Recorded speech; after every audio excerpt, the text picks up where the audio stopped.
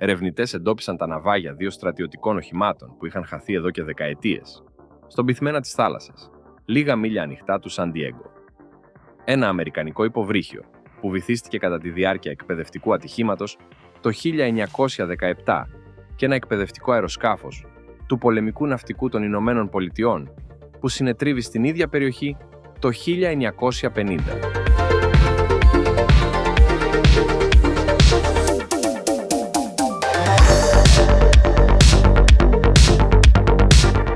Το υποβρύχιο USSF-1 βυθίστηκε μέσα σε δευτερόλεπτα, έπειτα από σοβαρή ζημιά που υπέστη σε σύγκρουση με άλλο υποβρύχιο του πολεμικού ναυτικού.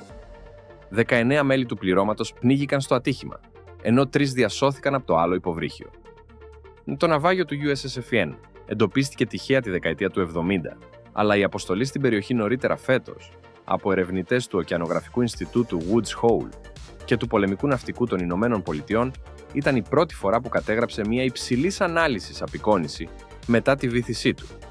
Σήμερα βρίσκεται στον βυθό σε βάθος μεγαλύτερο των 400 μέτρων, πολύ πέρα από το όριο κατάδυσης των ανθρώπων. Γι' αυτό, η μελέτη του ναυαγίου έγινε με τη χρήση του επανδρωμένου υποβρυχίου Alvin και του αυτόνομου υποβρύχιου οχήματος Sentry, που επιχειρούσαν από το ερευνητικό σκάφος Atlantis του WHOI. Το υποβρύχιο F1 βρίσκεται πλέον πλάγια στη δεξιά πλευρά του, με την πλώρη να κοιτάζει προς τα βορειοδυτικά. Οι επόμενες εξερευνήσεις με το επανδρωμένο όχημα Alvin έδειξαν ότι το υποβρύχιο είναι εκπληκτικά ακέραιο, παρότι βρίσκεται στον βυθό για περισσότερα από 100 χρόνια. Το ναυάγιο αποτελεί πλέον πολεμικό τάφο για τα 19 μέλη του πληρώματος, που έχασαν τη ζωή τους στο δυστύχημα του 1917.